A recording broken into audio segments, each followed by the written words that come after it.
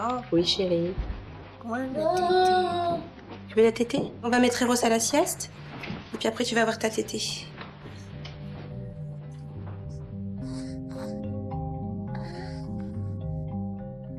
Agnès a allaité Dorian jusqu'à ses 5 ans. Elle donne encore le sein à Eros et à Théana. Maman, je fais un tété. Tu fais la tétée? Je crois qu'Eros y dort, alors on va pouvoir la faire. Tu viens?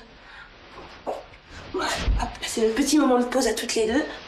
Parce que depuis ce matin, on n'a pas eu trop l'occasion de se poser, elle et moi.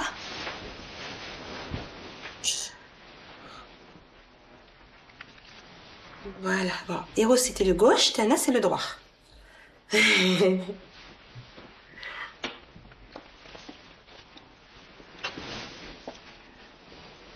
Voilà.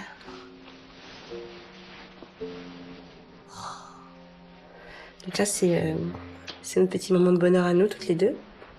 C'est pour ça que même si on a déjà déjeuné le matin, même si elle mangera tout à l'heure, peut-être pas beaucoup, bon, bah, on maintient les tétés du matin et de l'après-midi. Très naturellement, le bébé s'est placé sa bouche. Donc, comme il a la langue, quand il tète, il est comme ça. Il a la langue sur les dents en bas. Donc en bas, les dents ne gênent pas. En haut, bah, il les place suffisamment bien pour que ça ne fasse pas mal. La tétée, il y a quelque chose qui passe, c'est un peu de moi qui passe. Ça lui apporte des aliments, mais je pense plus à ça quand je lui donne le sein. Je me dis pas, je la nourris. Mais j'ai encore l'impression de lui faire passer de mon... c'est une continuité après la grossesse, donc qui se poursuit un petit peu plus encore. Je me donne pas des buts, je me dis pas je vais allaiter 5 ans, je vais allaiter... Ça s'est fait vraiment par étapes, j'ai pas calculé. Mais je me dis tant qu'il tète, bah, c'est encore, voilà, c'est encore mon bébé, c'est encore mon... Même si on les pousse à grandir, même si on veut qu'ils soient autonomes, c'est un moment de plaisir qu'on n'a pas trop envie de quitter, c'est vrai.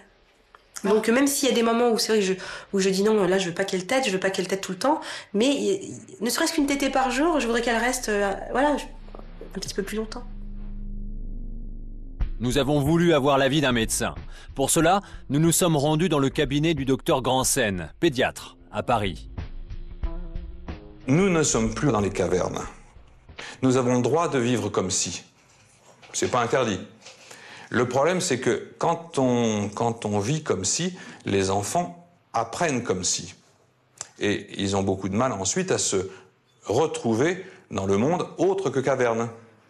Et je crains, autant je n'ai aucune crainte sur le plan digestif, sur le plan organique, sur le plan médical, ça change rien, ça change rien.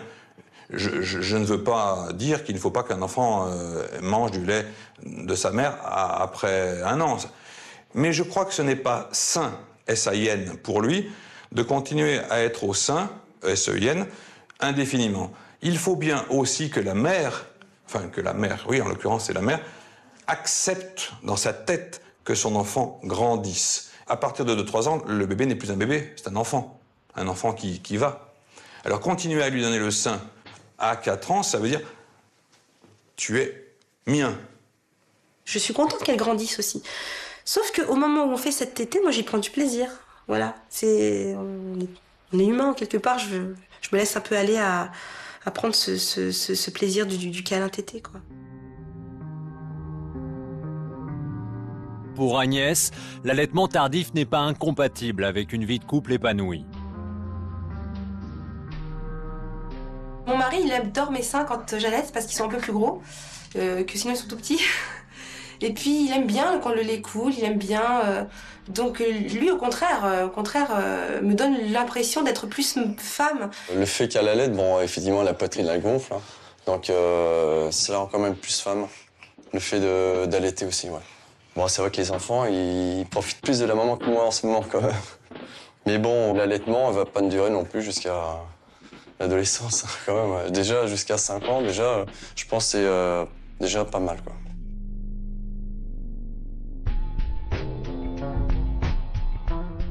Caroline est la voisine du couple. C'est la maman de Chloé, qui a le même âge que Théana. Et toi, tu l'avais allaité, Chloé? Je l'ai allaité 1 mois et demi. Ouais, 1 mois et demi. Mais elle faisait pas ses nuits, donc j'étais crevée, j'avais plus de lait. Puis c'était plus une contrainte pour moi.